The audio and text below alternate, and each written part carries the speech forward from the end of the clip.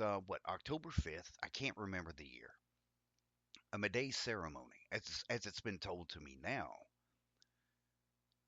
was being performed at Battle Point. The army, in all its infinite genius, decides to come attack, looking for Buganagashig, I think.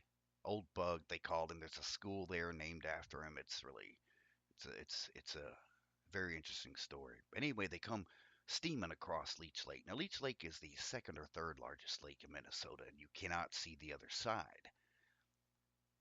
And so they come across and just immediately begin to open fire. And of course, it's, I think, documented as the last actual battle between natives and whites. I don't even like. Yeah, it's that's a gray area for me on the whole issue of saying natives or Indians. I mean, of course they were native, but this was never India. Indigenous people or First People. American Indian, I can say it with respect, but that entire name is based on a screw up. But anyway, I'm going to jump back on topic here. It is a single most basic thought process that has shaped every civilization into the world powers they claim to be.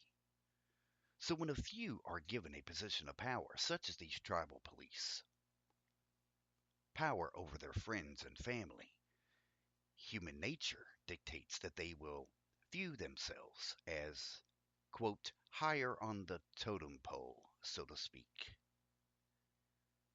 No pun intended. So now, a unified people who have been forced from their homes and whose children are about to, at the time, are about to be kidnapped by the U.S. government and beaten for speaking their own language. They have pressed upon them now an order, a new order. And it is the new world, after all, at that time, is it not? An order to again fight amongst themselves. Because, see, no civilization is exempt of the societal problems of having enemies. Or simply put, people they just don't like. Happens everywhere. Then the descent begins.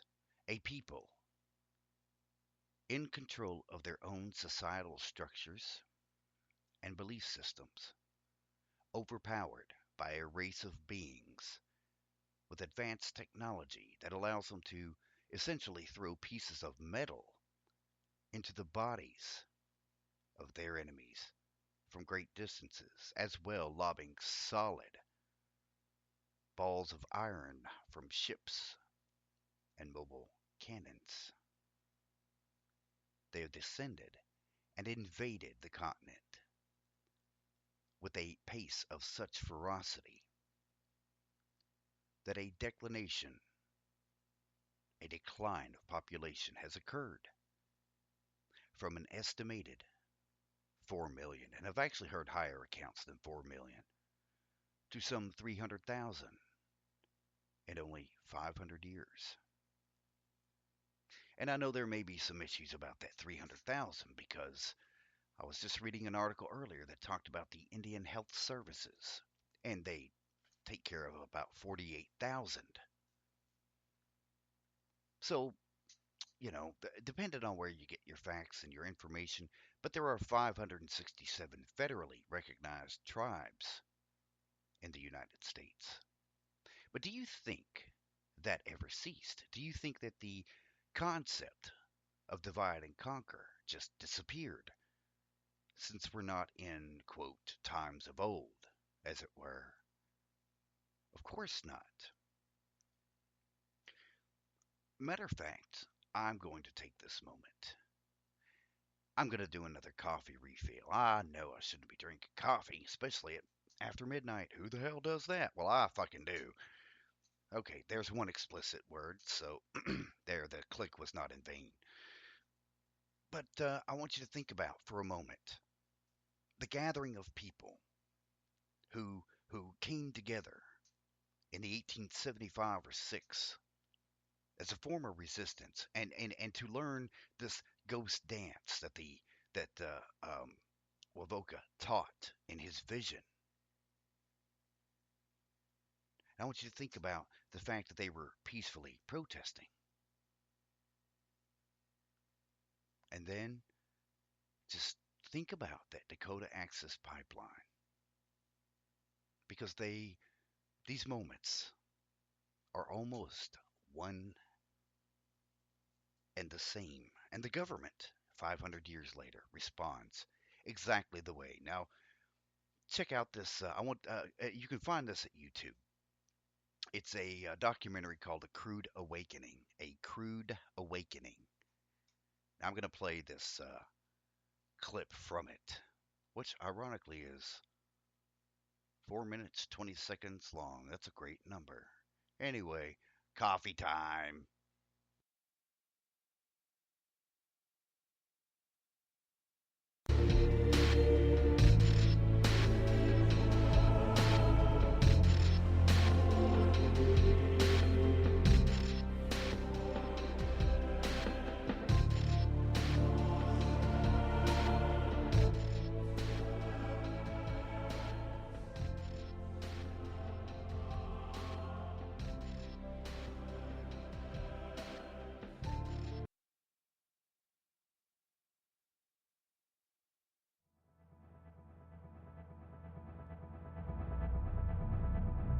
Oil is our God.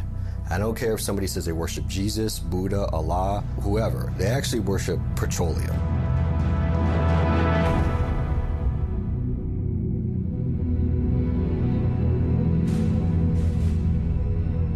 It's all non-renewable, and it's probably the most invaluable raw natural resource we've ever discovered.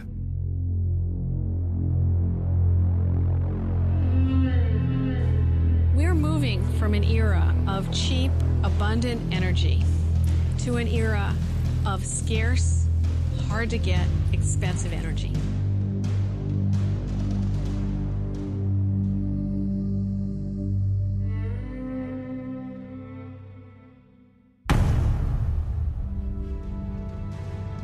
Oil is a magnet for war. Oil starts wars.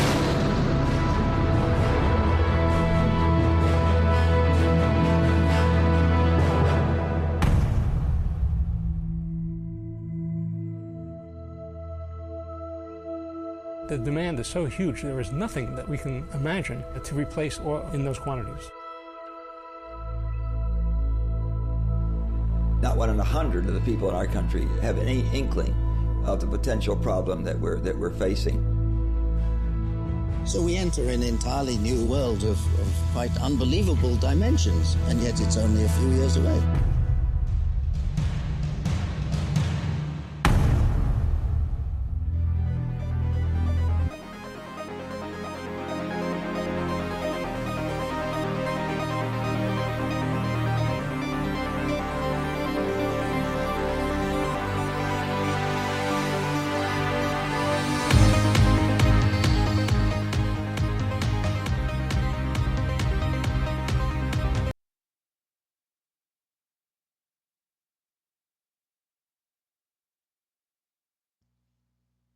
Okay, there. See, I lost connection again for a second. You didn't get to hear my cool intro music. Damn it. Oh, another explicit word.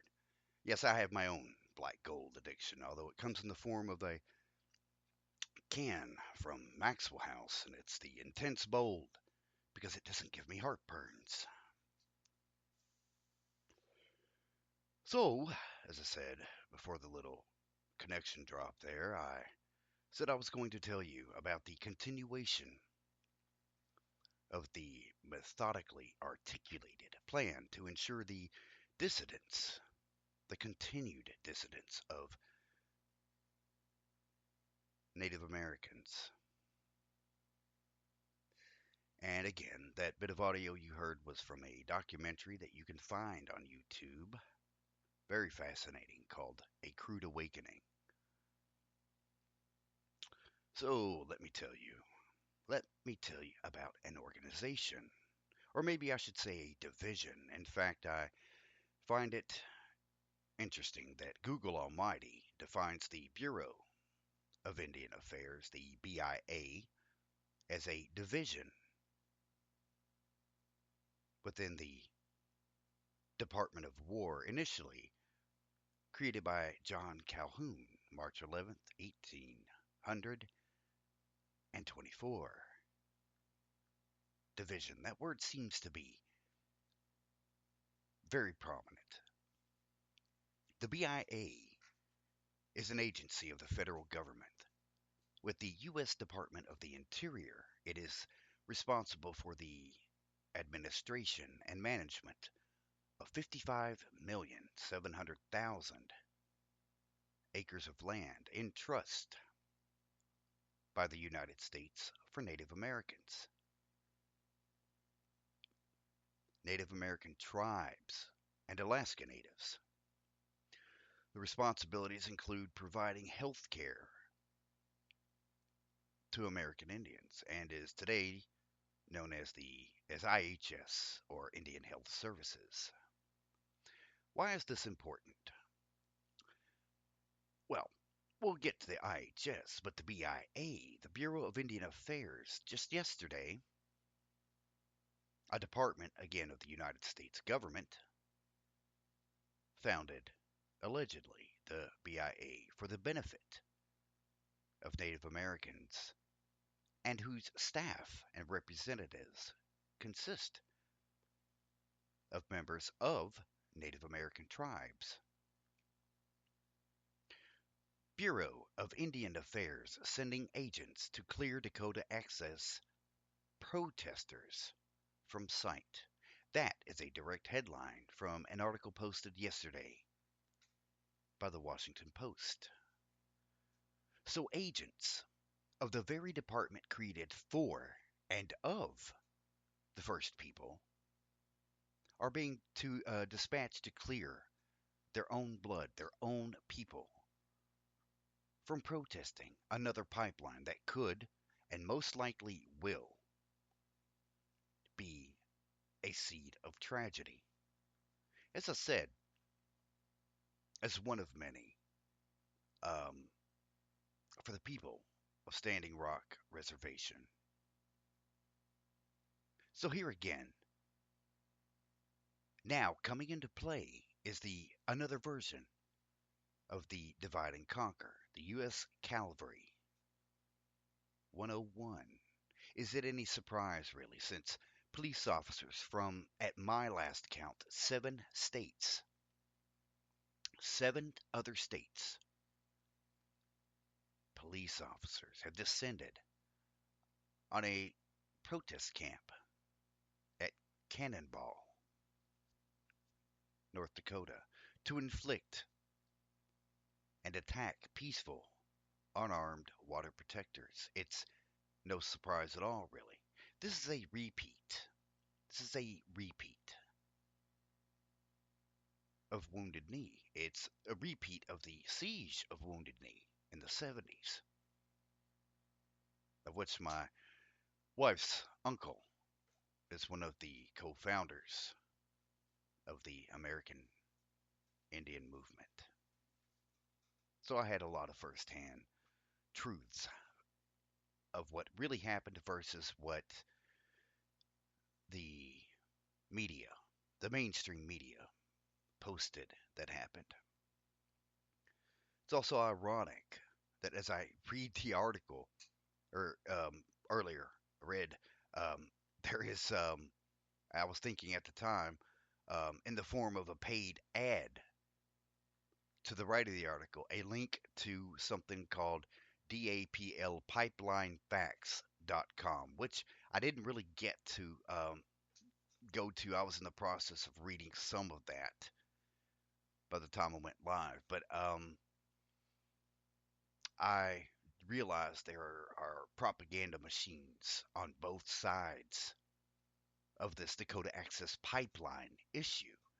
Now, you're going to wonder, I mean, as I did in the beginning, why is this